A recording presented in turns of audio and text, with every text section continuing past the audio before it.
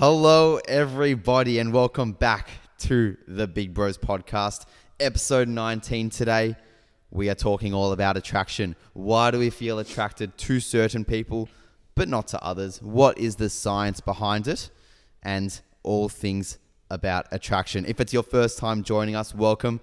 My name is Jeremy. I'm joined by my lovely friend and co-host, Ilan. How are you, mates? Mate, never been better. Never been better. Very excited to unpack what is attraction. So let's get into it. Let's get into it, mate. Let me ask you, define attraction. What does it mean? Attraction. It's that feeling. Is it that spark? Is it that chemistry? It's that urge you get where you first see someone of interest to you. It's when you look at someone and you get that rush, or when you get that feeling of, that nervousness, that butterfly energy, that urge to go up and talk to them, but you're a little bit scared. It's all of those things, I think.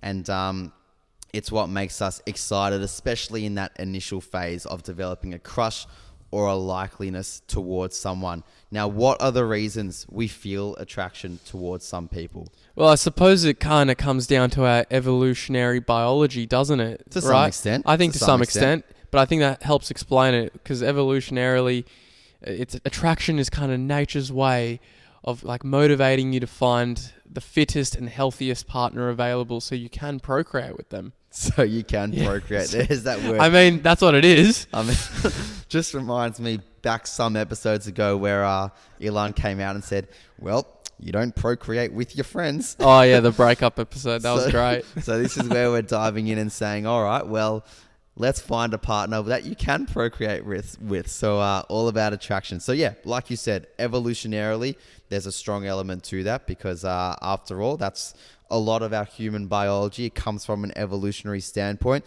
It is nature's way of, like you said, motivating us to find a mate that is the fittest and healthiest partner available to us. So when we think of physical attractiveness, Ilan, what makes certain men or women more attracted to one another? What do you reckon? What does the evolutionary perspective say?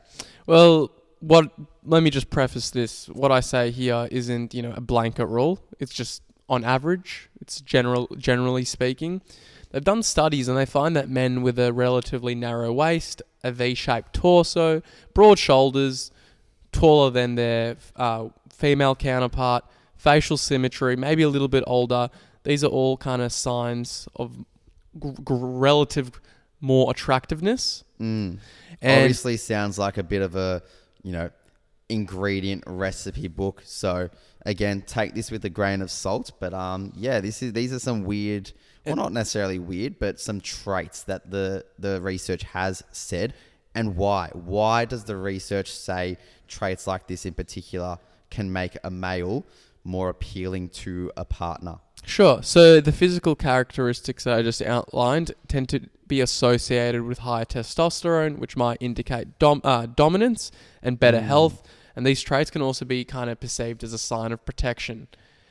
However, the science also does warn us that too much masculinity can also be perceived as dangerous. Kind of that whole notion of toxic masculinity. Yeah, exactly. Not having too much of that aggression, those traits, aggression, that domineering figure. We all want to be with someone, whether it is a man or a woman or other, that is somewhat gentle and not just so domineering at all as well. So, well, I think this is why there's a time and place for these traits. But I mean, we are humans, but we're like animals as well. We tend to kind of overlook that fact, but we have a lot of similar traits to, primates. Yeah. So it's always interesting, kind of that discussion about, how do humans differ from their animal counterparts? Like, do we have we clearly have, or we try to have moral reasoning? Yeah. Do animals have moral reasoning? It's funny. It's an interesting discussion. It's like when you first hit the clubs at 18 years old and you see some people, typically the males in the club, doing a dance towards the females, or the mating dance, whoever it might be that they're interested in the club, similar to that of like a peacock would do to entice their their partner that they have developed that attraction to. It all comes, it's all interrelated. It's all isn't about it? mating, it's isn't very it? funny to see though, especially if you are sober in that environment. Yeah, Yeah. it definitely is a bit interesting. And another reason, like for example, there was a point that women prefer a man who's slightly older is because of the assumed accumulation of greater resources, financial resources and otherwise, and that kind of is assumed that it will allow him to better care for her and the potential progeny, their children, right? Yeah. And it's just interesting how it kind of does, this is the evolutionary perspective, I suppose, but it does tie in to that whole sense of procreation, passing on your genetic offspring. So, what you're attracted to, it will very much be informed by those reasons. Yeah. Again, like this is an evolutionary perspective. So, it's not all that 100% relevant, so to speak, to today because, there might be some factors in this that are still relevant. But again, it's a very, it's probably not the most modern way to look at attraction. But we thought, we would bring it into light because we do feel like at least it's relevant to some degree in terms of our DNA and makeup of who we are as humans. Of course, and I think it's always important to kind of look at everything with a critical eye. Yeah. But, we can't not acknowledge what men find attractive in women. Yeah, so those are some fascinating traits and fascinating viewpoints and factors as to what makes a male attractive to a partner from an evolutionary perspective. What about that of a female perspective? Yeah, so the traits that are deemed the most attractive for females tend to be that of facial symmetry, fuller lips, higher forehead, broad face, small chin, small nose, short and narrow jaw, high cheekbones, and other things worth noting are things like wide hips in women tend to be associated with health and reproductive potential. So again, coming back to that evolutionary sense, and it also shows that you can hold a baby better, really. So that's, I guess, the simplified version of it. And again, it's worth noting it does sound like a little bit of a list, but again, take it with a grain of salt, I suppose. Yeah, I guess we say take it as a grain of salt because it is that evolutionary perspective and it's not necessarily the most modern perspective nor one that we believe is the most important thing as to what is a level of attraction towards someone, because it definitely isn't. But we are talking about an evolutionary perspective because it's essentially somewhat part of our DNA and what it is to be a human. Isn't that right? Exactly. And I've done kind of a heap of social psychology research in addition to the evolutionary psychology research back like I'd say 50 to 60 years ago. And now there are other kind of factors that come into play. So for example, proximity, right? Can you tell me a little bit about how that increases attraction or how that can explain attraction between a couple of people? So I think this is a nice common modern factor to talk about in terms of attraction. Proximity, how close you are to someone in terms of how much time you're spending around them, the same location. And I think you often find this in workplaces, in schools, in universities, as to why some people are more attracted to someone in that same setting than others outside of that setting is because essentially they're spending more time around them. And if you're spending more time around a certain individual, you're going to take more of a likeliness to them. Or it could be the complete contrary and you think they're definitely they're not right fit for you. But I think, if you do have that initial attraction to that person, being in a proximal environment to them will exacerbate it more so. So yeah, and there's a concept in psychology called the mere exposure effect, and it's pretty much explained that people tend to develop a preference for things merely because they are familiar with them. As an example, babies will tend to smile more at people that smile most at them, such as their parents, their main caregivers. That's like another kind of example of that mere exposure effect. But it's also another reason why you see relationships emerge at common places like schools, uni, workplaces, social hobbies. In fact, like my relationship with my current girlfriend started because of hockey training. There you go. A social Prime hobby. example. We're Proximity. in a proximal space. So it's kind of interesting to look at these concepts and see when has this actually played a part in my own life. Yeah, can say the same about my my beautiful grandparents. They met in the workforce. My grandmother was, working for my grandfather at the time. They fell in love and Yeah, that was a very fruitful 70 years of marriage. So there you go, proximal environment. So I guess, you know, you never know who you're standing next to at work or sitting next to in class on your first day of university. They could be a future partner. Exactly. Now, there's kind of a myth, I'd say, maybe not a myth, but people say that opposites attract one another. Where does that fall into place in terms of attractiveness? So people tend... Or attraction, rather. So people think that, you know, if I have opposite likes to a partner, then we're going to complement one another. But that's actually not the case. Studies suggest that people will tend to pick partners who are similar to them in terms of their age, race, religion, social class, personality, education, and intelligence level, and even their attitude. So it kind of contradicts that whole idea that people are attracted to their opposites. Now, whilst I've always thought about that term, because some people might say, well, is it to do with like masculine and feminine energy, right? Is it the opposite to do with that? Masculine energy has its own kind of set of characteristics as does feminine energy, and it kind of complements one another. But I think people have conflated the opposites of what masculine and feminine energy is, and they've, in a sense, labeled it as opposites attract for every facet. Yeah. So because I think if you just look at, or you think logically rather about the situation, you would tend to take more of a likeliness towards someone that you've got stuff in common with, just like you would for your friends. You're not going to hang around a friendship group that's into motorbikes and bikie gangs and things like that if you're into your arts and crafts, are you? yeah, it's true. It's like, logically speaking, it makes sense. Look at whenever we go out for dinner and we speak about things, we tend to speak about things that we're involved in, that all of us collectively are involved in, whether it's our interest in sport. Yes, I know, very superficial, boys talking about sport.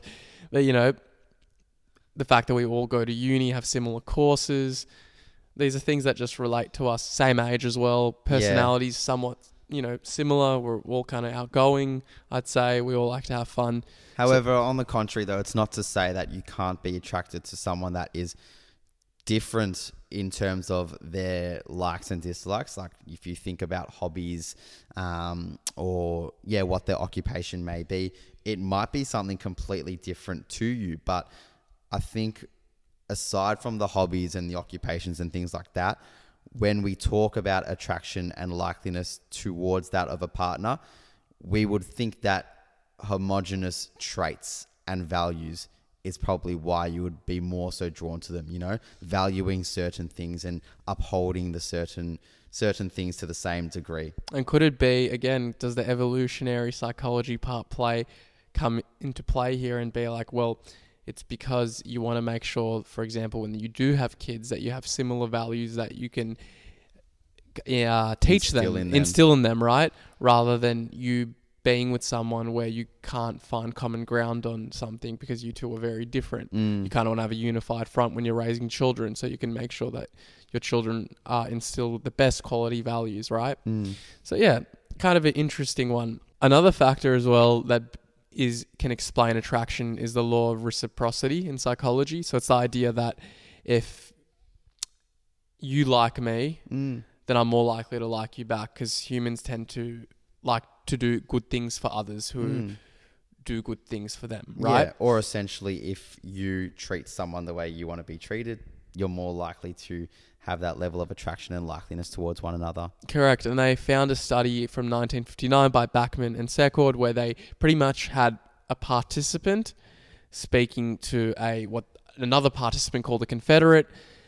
This Confederate went into another room, and then the participant in the study either heard the Confederate say good things about them or critical things. And those that said good things found that the participant actually had a greater level of liking and respect for them. And it kind of makes sense. You're going to like people who like you back. And it's an important point when trying to understand attraction because Why? Because it shows that our feelings and perceptions towards other people aren't just due to the way they actually behave around us. They're also shaped by how we think and feel about ourselves. Because we can often use other people as a way of validating our own thoughts and feelings about ourselves. Because sometimes especially if we're quite insecure, we can not take our own opinion of ourselves that seriously. Yeah. So having another person adds that level of authority. You know, if I don't like myself, but someone else does, well, their opinion must be valid, and that makes me feel good. Hence, I like them. So, and I think it speaks volumes as to why it's also so important to express. Maybe when you are taking a liking towards someone, letting them know, you know, whether it's early days or whether it's, you know, a little bit down the line. I think, you know, it doesn't have to be, you don't have to objectively like say how much you like them if it is early days, but giving them an inclination, whether it's just through light flirtation or a comment here and there, but letting them know is probably essential. It's where that reciprocity concept comes into play, because you're more likely to take a liking back towards that person. No, very good point. And I guess it also makes sense for other reasons, in that, like, you know that person will be more likely to want to see you again. You'll know that if they treat you well, they can provide you help when you need it. Yeah. And they can, again, affirm our belief that we're likable humans, right? That's a nice point, because, you know, we do talk a lot about self-love, but it's important to hear that from others around you too. You want to hear that you're liked by others around you. So keeping all of this in mind, why do people instruct others to like play hard to get with that, you know, boy or girl that they have a crush on? Like, is that because it doesn't seem like that works? Yeah, no? playing hard to get, because it sounds a bit like a game on paper, but look, I don't think it's too deep. I think the concept of playing hard to get kind of just adds a little bit of excitement and enjoyment in those initial stages of attraction towards someone, because as humans, I think we like anticipation. We like a little bit of unknown, and, you know, in those early stages, you might still be trying to work each other out a little bit. You're not 100% certain as to whether you like them, but even if you are certain, you know, I think the little bit of playing hard to get, whether it be just through like some backhanded comments here and there, or holding back a compliment that you might want to say, it just adds that little bit of spice. And uncertain events can kind of make us chase things a little bit harder.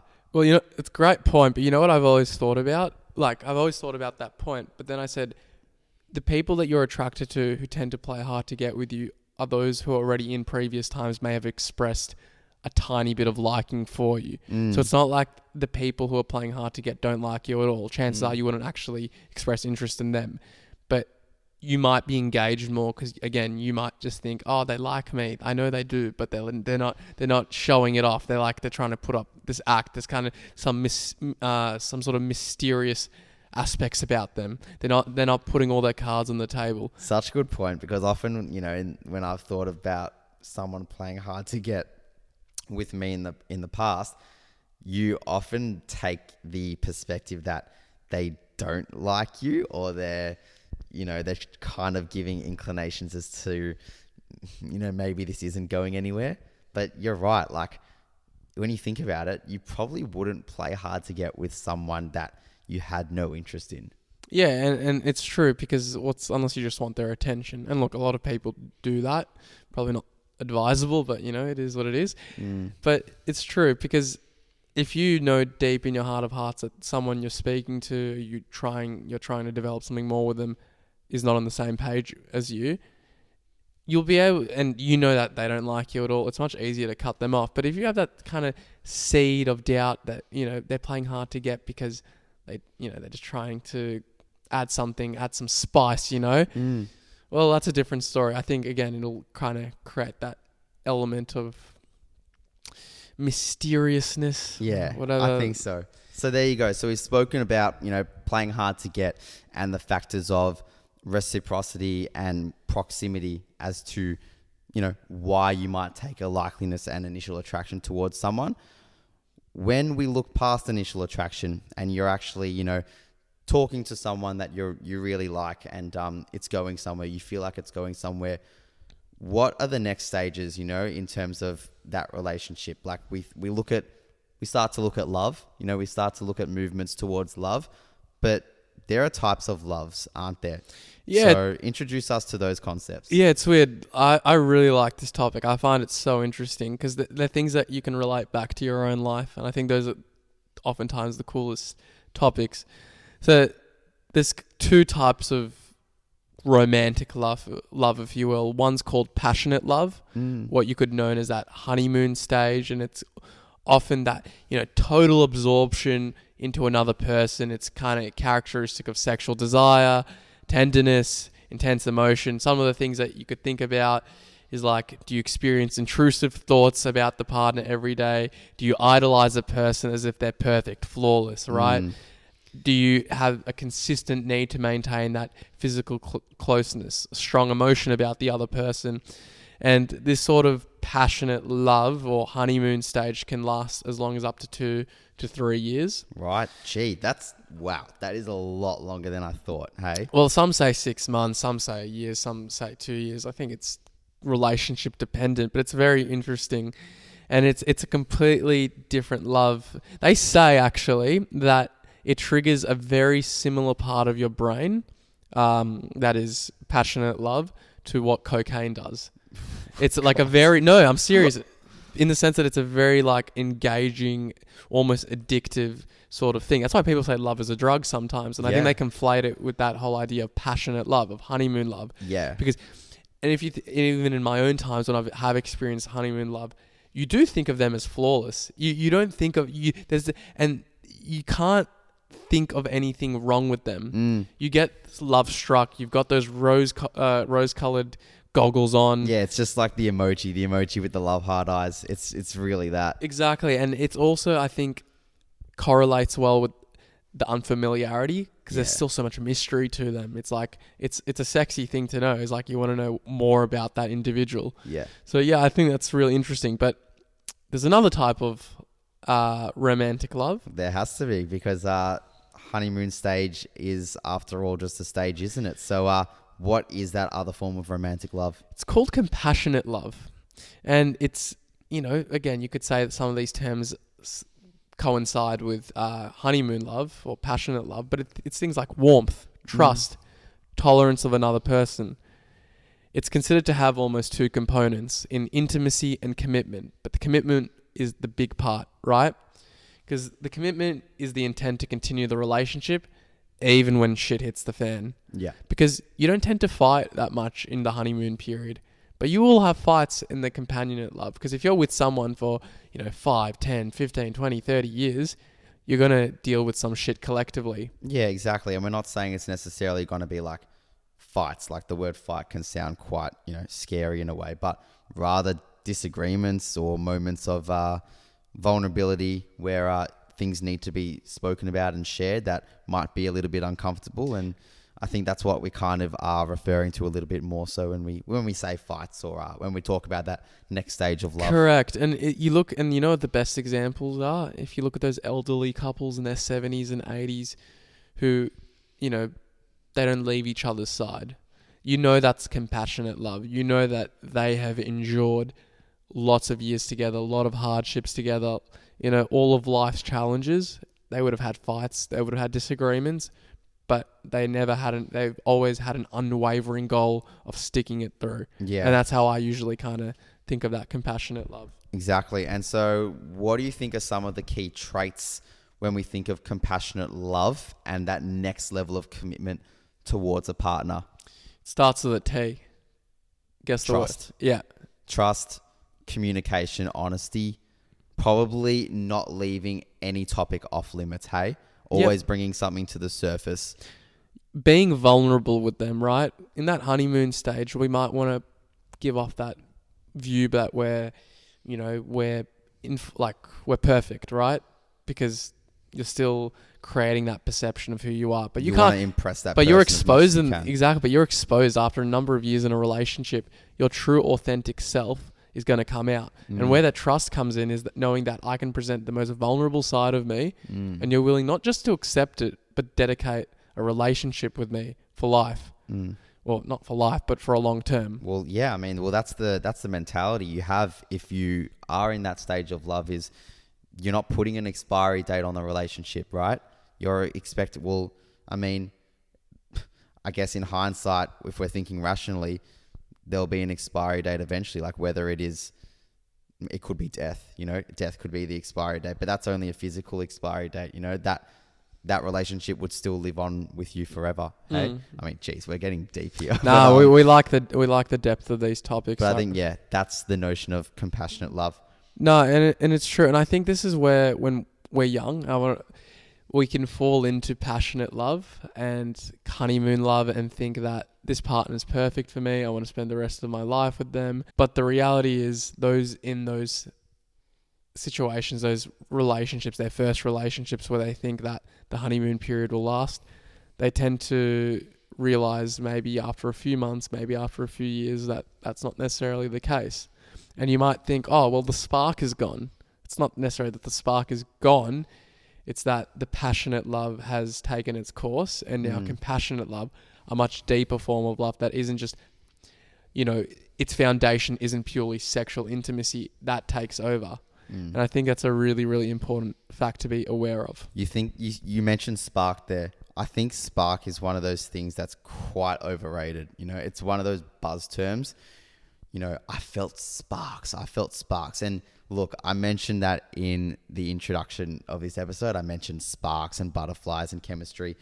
I think it has a time and place.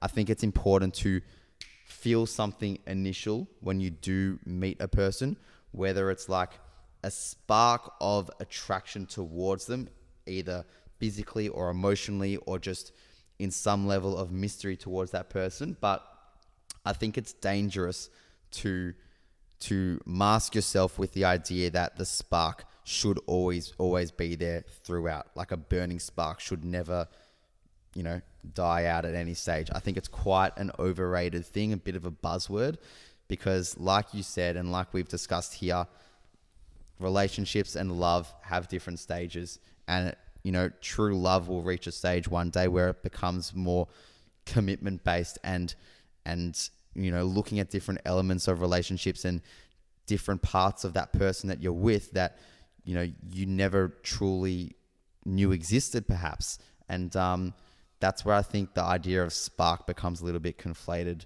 and it should be spoken about with caution.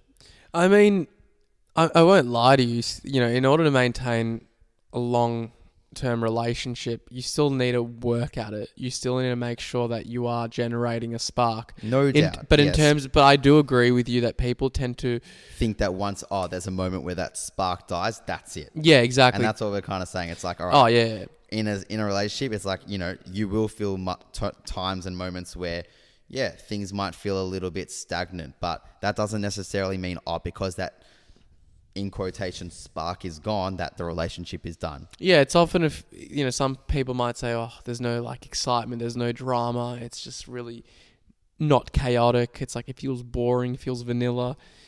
People might conflate that with, as you said, the spark is gone. But the reality is, just because you're in a compassionate stage of love doesn't mean you can't do all the things that should be necessary and are required for you to maintain that, sexual attraction, the chemistry. That means going on dates with one another. That means speaking to each other, especially on those days where you've had a long day at work, you're stressed.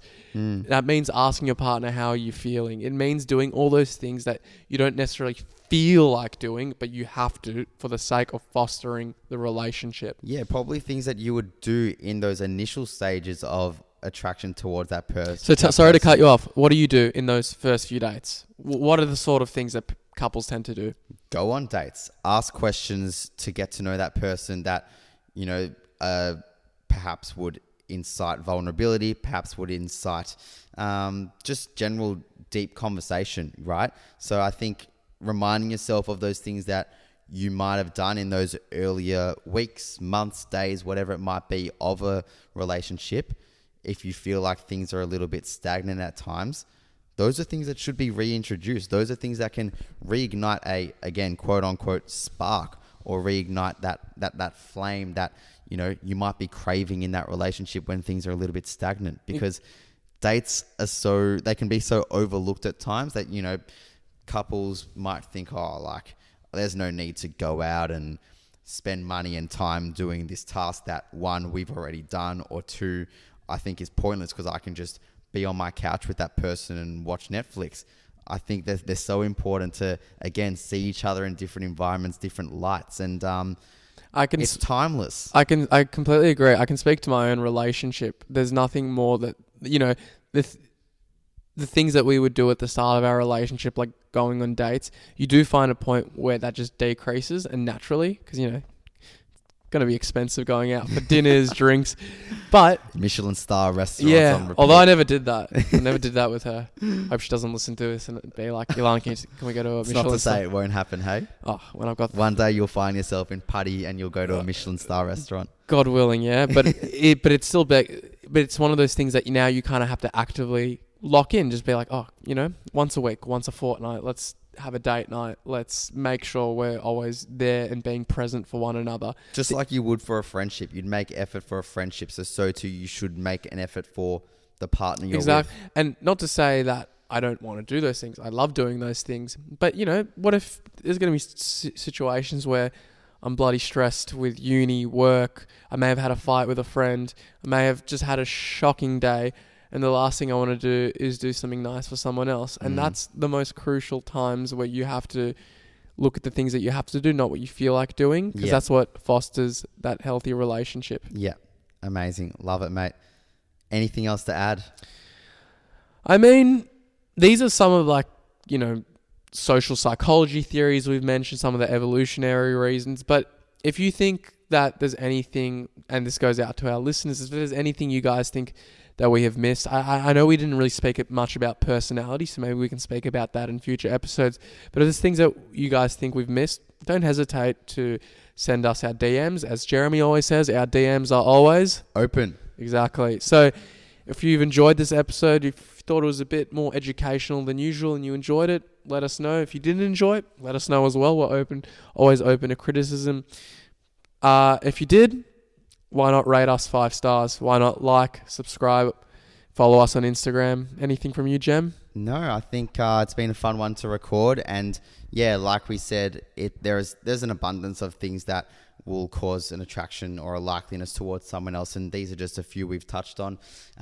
We've spoken about things from an evolutionary perspective, which has its time and place.